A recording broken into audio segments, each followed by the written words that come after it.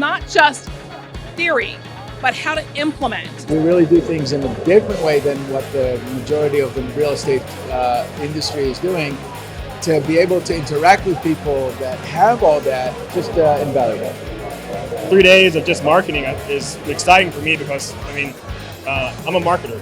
And so I'm realizing that, and getting my feet wet and getting a really solid foundation on it is the reason why I'm here. People often ask me, is there new things? Is there something new? Why do you keep on going to those conferences?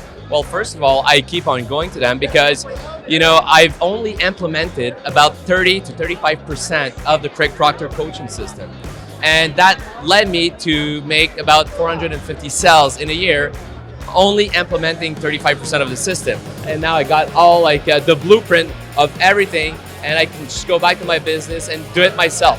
Coming back to these events and learning from the experts is really the only thing that you can do to just continue to be on the top of your game. Between this event and the next event, I have a list of things that I must implement and must get done, and really the next event is my deadline.